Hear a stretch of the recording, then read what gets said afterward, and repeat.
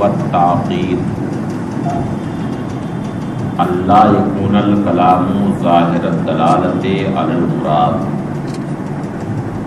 لخلل اما فی النظم و اما فی الانتقال۔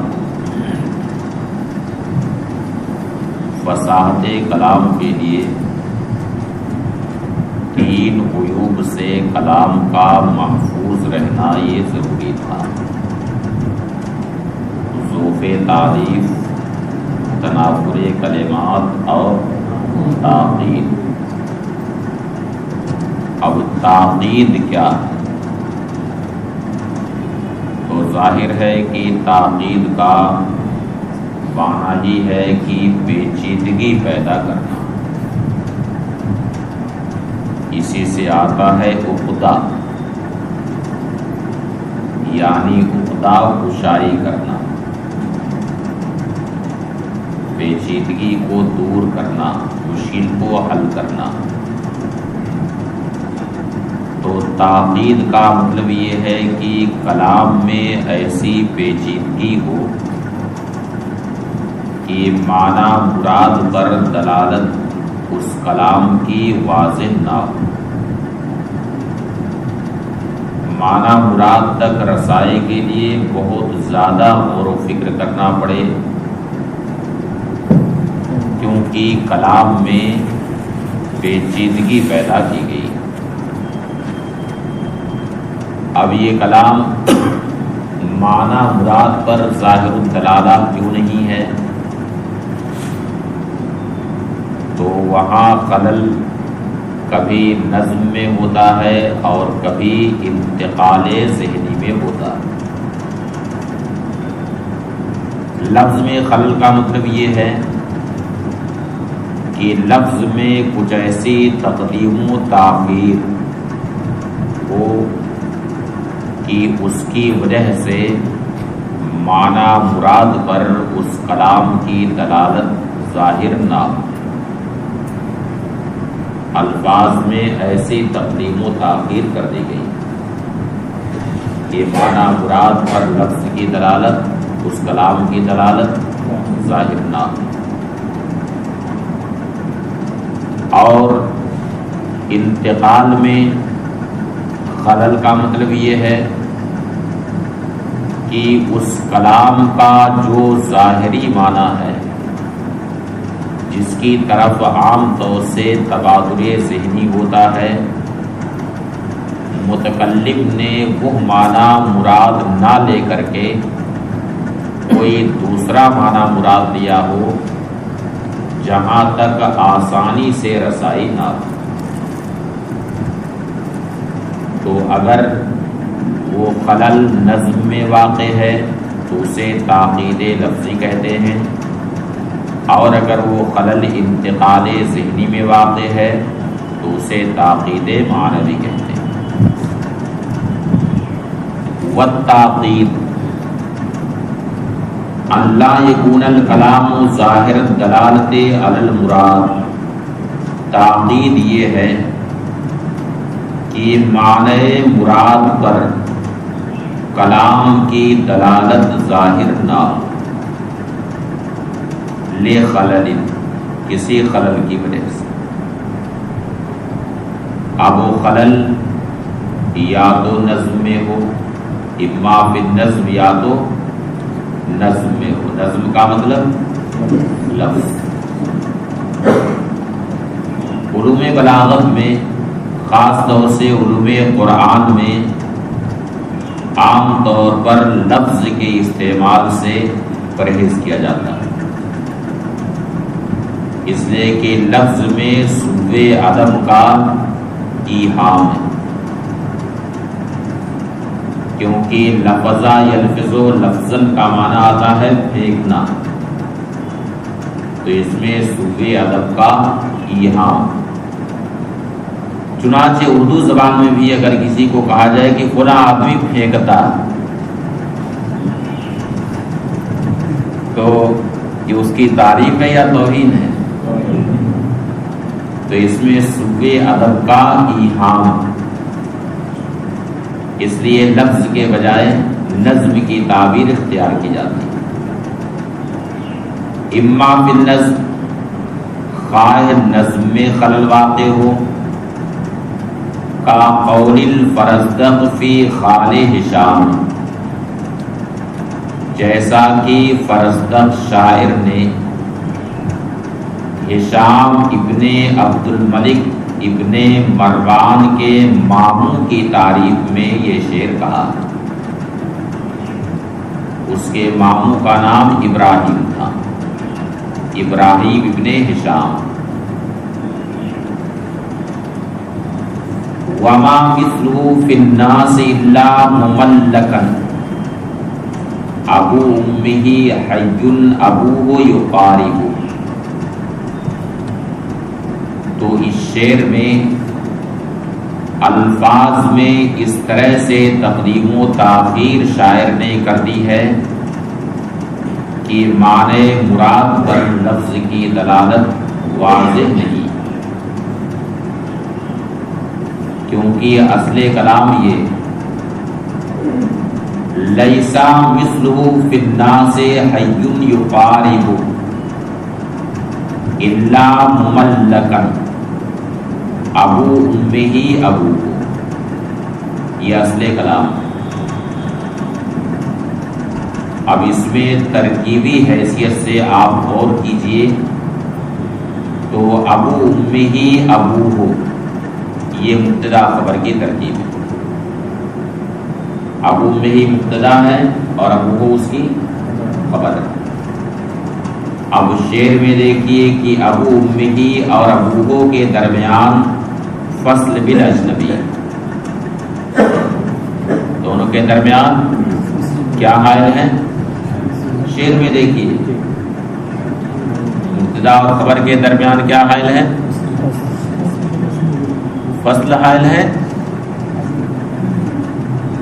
ابو امہ اور ابو ہو کے درمیان بیچ میں کیا ہے؟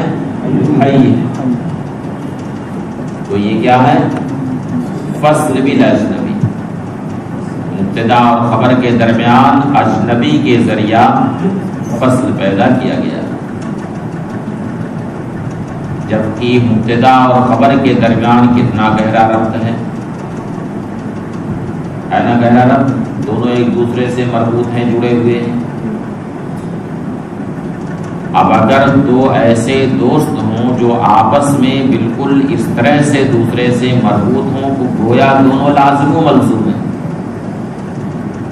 اب ان دونوں کے بیچ میں اگر کوئی بیٹھ جائے اجنبی آدمی تو بولی اچھا لگے گا؟ اچھا لگے گا؟ یہاں تک کہ ٹرین میں اگر سیٹ الگ الگ ہو جاتی ہے تو ایک دوسرے سے بات کرتے ہیں کہ ہم دونوں ایک ساتھ ہیں، آپ ذرا وہاں ہو جائیے، ہم دونوں یہاں ایک ساتھ ہو جاتے ہیں۔ بات کرتے ہیں کہ نہیں؟ آخر ٹرین تو وہیں پر جا رہی ہے، وہاں بیٹھنے میں کوئی دقت نہیں ہے، لیکن دقت کیا ہے سب سے بڑی؟ کہ بیچ میں ایک اجنبی آدمی آ گیا، یعنی کباب میں ہڈی آ گئی۔ کیا خیال ہے؟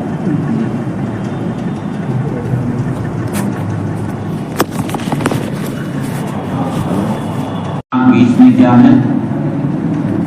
ہڈی۔ تو یہ فصل بالاجنبی۔ اور دوسری بات یہ ہے کہ حی موصوف ہے اور یقارب اس کی صفت، تو موصوف اور صفت کے درمیان بیچ میں کیا حائل ہے؟ ابو ہوا، تو یہ بھی فصل بالاجنبی ہے موصوف اور صفت کے درمیان۔ پھر اس کے علاوہ مثلہ یہ مبدل منہ اور حی اسی سے بدل ہے، مبدل منہ اور بدل کے درمیان فصل کثیر، اور مملکن یہ مستثنا ہے اور مستثنا منہ حیون ہے، تو مستثنا کو مستثنا منہ پر مقدم بھی کر دیا گیا ہے۔ تو یہاں الفاظ میں ایسی تقدیم و تاخیر ہو گئی ہے کہ معنی مراد تک رسائی مشکل ہے، معنی مراد پر کلام کی دلالت واضح نہیں ہے، اس لیے اس میں تاکید لفظی کا عائد ہے. سمجھ گئے؟ وما مثلہ فی الناس الا مملکا، اور لوگوں میں کوئی بھی زندہ آدمی اس کے مثل نہیں، اس کا ہمسر نہیں، یعنی ہشام کے ماموں کا ہمسر نہیں. کیا نام اس کے ماموں کا؟ ابراہیم. لوگوں میں کوئی بھی ایسا زندہ آدمی جو اس کا قریبی ہو، اس کا ہمسر نہیں، اس کا مثل نہیں، سوائے مملک کے، سوائے مملک کے یعنی سوائے اس کے جس کو بادشاہت عطا کی گئی، اور وہ ہے ہشام بن عبد الملک. سوائے اس کے جس کو بادشاہت عطا کی گئی، اور کس کو بادشاہت ملی؟ ہشام بن عبد الملک. یعنی ہشام کا جو ماموں ہے ابراہیم، اس کا مثل زندہ لوگوں میں اس کا کوئی بھی قریبی نہیں ہے سوائے مملک کے، یعنی سوائے اس کے بھانجے کی جس کو بادشاہت ملی. سمجھ گئے؟ ابو امہ ابو، اس کی ماں کا باپ، یعنی ہشام کی ماں کا باپ اس کا باپ، ہشام کی ماں کا باپ اس کا باپ، کس کا؟ ابراہیم کا باپ. تو دونوں میں ماموں بھانجے کا رشتہ ہوا نا رشتہ، کہ اس کی ماں کا باپ اس کا باپ. الیس مثلہ فی الناس حی، یعنی لوگوں میں کوئی بھی ایسا زندہ آدمی جو اس کا قریبی ہو اس کے مثل نہیں سوائے مملک کے، سوائے اس کے جس کو بادشاہت عطا کی گئی ہے. ابو امہ ابو کو، اس کی ماں کا باپ اس کا باپ. وَإِمَّا فِي الْانْتِقَالِ، اور یا وہ خلل کہاں پہ ہو؟ انتقال ذہنی میں. انتقال ذہنی میں خلل کا مطلب کہ اس کلام سے جس معنی کی طرف تبادر ذہنی ہوتا وہ معنی ظاہر مراد لینے کے بجائے کوئی ایسا معنی مراد لیا جائے جو کلام سے ظاہر نہ ہو، جہاں تک رسائی نہ ہو سکے. تو یہ خلل کہاں ہوگا؟ انتقال ذہنی. اور ہر زبان میں اس طرح کے جیسے جو محاورات ہیں، تو محاورات عام طور سے یہ تاکید سے بھرے ہوتے ہیں، جلدی معنی مقصود تک ذہن کی رسائی نہیں ہو پاتی. اب جیسے اردو زبان میں ایک لفظ بولا جاتا ہے پاؤں کا بھاری ہونا. کیا بولا جاتا ہے؟ پاؤں کا بھاری ہونا. تو کیا مطلب ہے اس کا؟ پاؤں کا بھاری ہونا ظاہری معنی تو یہ ہے کہ پاؤں پھول جائے، بھاری ہو جائے پاؤں. ظاہری معنی یہ ہے نا، کیا اور کوئی معنی؟ اور یہ واقعہ ہے، ایک لڑکا تھا، وہ انٹرویو دینے کے لیے گیا، اور اتفاق ایسا کہ انٹرویو میں اس سے یہی سوال ہی ہوا کہ پاؤں کا بھاری ہونا اس کا کیا مطلب؟ تو وہ لڑکا بہت ذہین تھا، بہت تیاری کیا تھا، لیکن جو محاورے میں اس معنی میں اس کا استعمال ہے وہاں تک ذہن ہی نہیں پہنچا. اپنے اعتبار سے جواب دیا کہ پاؤں بھاری ہونا ہے، پاؤں کا پھول جانا، بھاری پن آ جانا، یہ سب بتایا۔ بہرحال انٹرویو میں وہ فیل ہو گیا اسی سوال کے جواب کا صحیح جواب نہ دینے کی وجہ سے، گھر چلا آیا۔ اب اور وہ شادی شدہ تھا، اب اس کی بیوی وہ جب حمل قرار پایا، حاملہ ہوئی اس کی بیوی، تو ایک بار اس کی والدہ نے کہا کہ بیٹا ایسا ہے کہ بہو سے زیادہ کام مت لینا، اس کے پاؤں بھاری ہو گئے۔ اب اس کو سمجھ میں آیا کہ پاؤں بھاری ہونے کا کیا مطلب ہے۔ بہت افسوس کیا کہ کاش والدہ سے میں سمجھ لیا ہوتا، اس کو کبھی پوچھا ہوتا، کبھی والدہ نے اس یہ محاورہ استعمال بھی نہیں کیا، گھر میں پاس ہو جاتا انٹرویو میں، اسی میں فیل ہو گیا۔ تو جو محاورے ہیں وہ عام طور سے تاکید سے بھرے ہوتے ہیں۔ تو انتقال ذہنی میں خلل کا مطلب کیا ہے کہ لفظ کا جو معنی ظاہر ہے وہ مراد نہ لے کر کے وہی معنی بعید مراد لینا، جہاں تک عام طور سے ذہن کی رسائی نہ ہو سکے۔ تو یہ خلل کس چیز میں ہوگا؟ انتقال ذہنی میں۔ کا قول آخر، جیسے کہ کسی نے کہا سات لوگوں بعدت دار عنکم لتقربوا وتسکبوا عنایت دموع لتجمدا، میں تم سے گھر کی دوری طلب کروں گا، لتقربوا تاکہ تم لوگ قریب ہو جاؤ، یعنی اب میں یہ دعا کروں گا کہ تم لوگوں کا گھر مجھ سے دور رہے، لتقربوا تاکہ تم لوگ قریب ہو جاؤ۔ تو دوری مانگ رہا ہے اس لیے قریب ہونے کے لیے مانگا کریں گے اب سے دعا ہجر یار کی، شاید کی دشمنی ہے دعا کو اثر کے ساتھ۔ کیا خیال بالکل اسی کے مطابق ہے کہ نہیں؟ ہاں،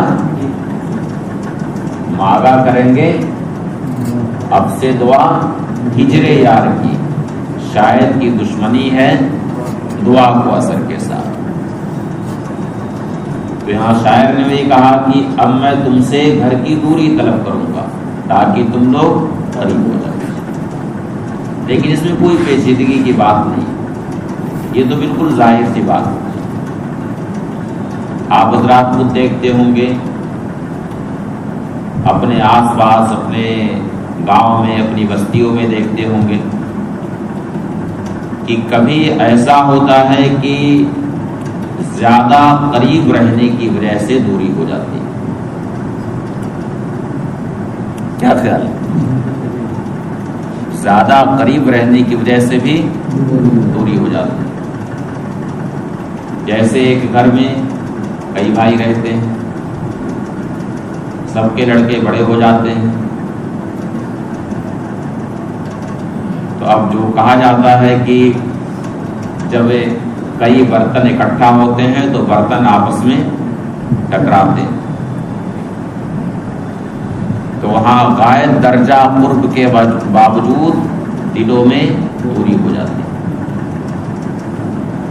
اور اگر سب کا مکان تھوڑا فاصلے پر ہو، الگ الگ سب کا مکان ہو، ایک ساتھ سب کا رہنا نہ ہو ایک ہی مکان میں، تو آپ دیکھیے کہ دلوں میں محبت باقی رہتی ہے۔ کیا خیال ہے نا ایسا؟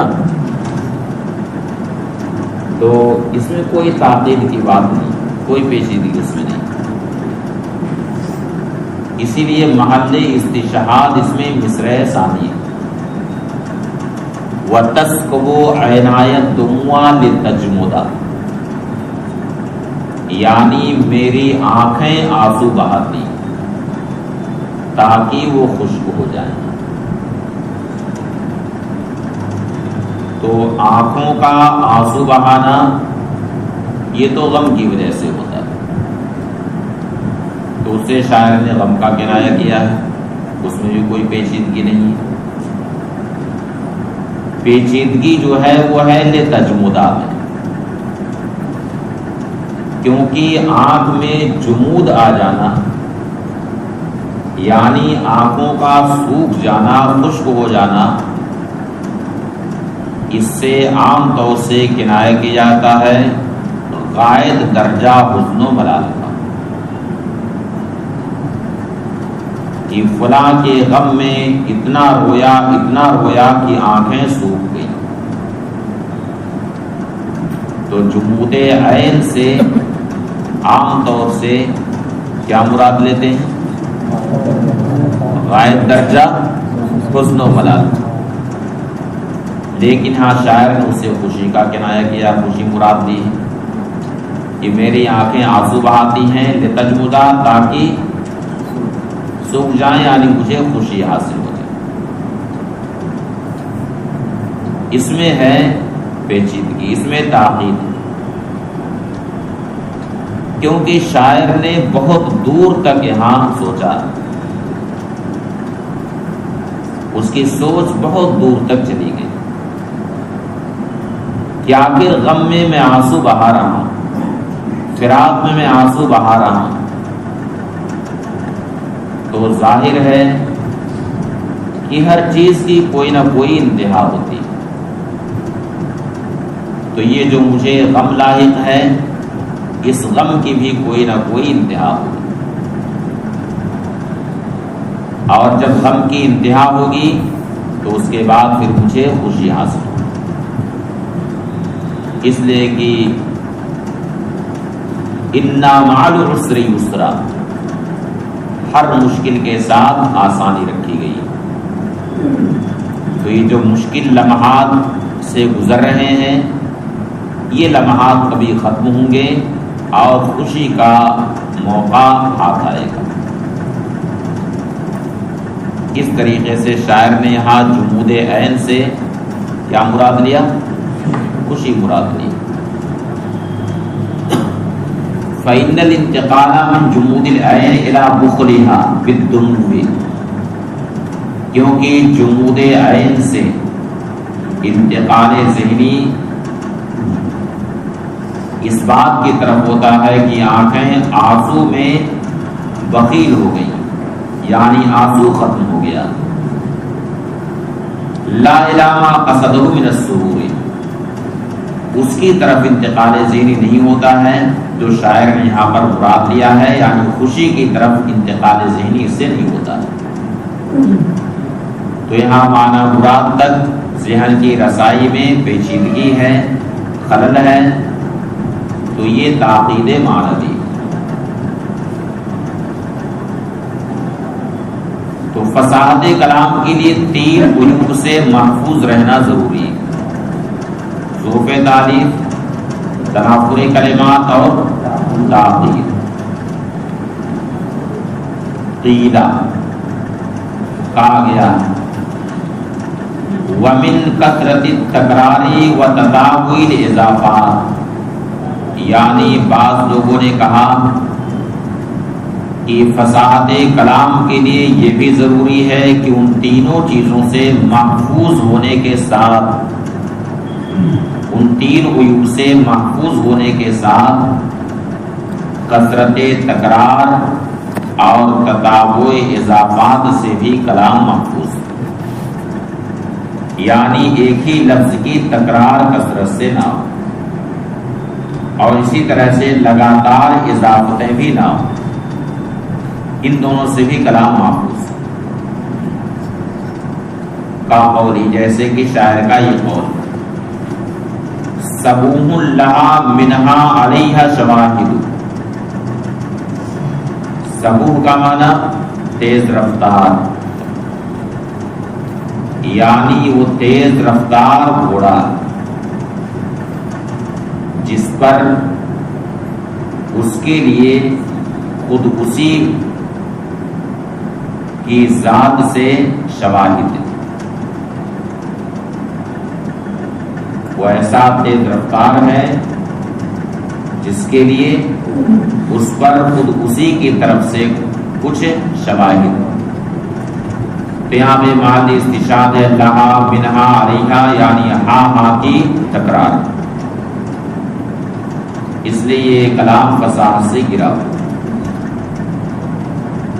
اور تتابع اضافات کی مثال پیش کی ہے، حمامت جرا حومت الجندل اسجعی فانتے بمرعم من سعاد و مسمعی۔ حمامہ کا معنی کبوتری، جرعا اردن ذات و رمل، یعنی ریگستانی سرزمین، ریتیلی زمین۔ اور حومہ، حومت کل شیء معظم، یعنی ہر چیز کا بڑا حصہ، اونچائی والا حصہ۔ اور جندل اردن ذات و حجارت، یعنی پتھریلی زمین۔ اس جئی سجا یسجو کا معنی آتا ہے کیا؟ گانا، یعنی کبوتری کا گانا۔ حمامت جرا حومت الجندل اسجعی، اے پتھریلی زمین، اے اونچی پتھریلی زمین کی، ریتیلی زمین کی کبوتری، اس جئی تو گائے جا، نغمہ سنجی کرتی رہے، اپنا نغمہ تو سناتی رہے۔ فانتے بمرعم من سعاد و مسمعی، کیونکہ تو ایسی جگہ ہے کہ سعاد تجھے دیکھ رہی ہے اور تجھے سن رہی ہے، اس لیے اے کبوتری تو گاتی رہ، نغمہ سنجی کرتی رہ۔ تو سج یہ حدیر الحمام کو کہا جاتا ہے، یعنی کبوتر کی جو بولی ہوتی ہے۔ اور کیا بولتا ہے کبوتر؟ کیا کہتا ہے؟ گٹرگو کہتا ہے نا، کیا کہتا ہے؟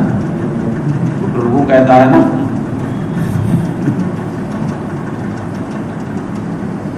تو شاعر نے کبوتری کو خطاب کیا کہ اے کبوتری تو گائے جا، کیونکہ اگرچہ میں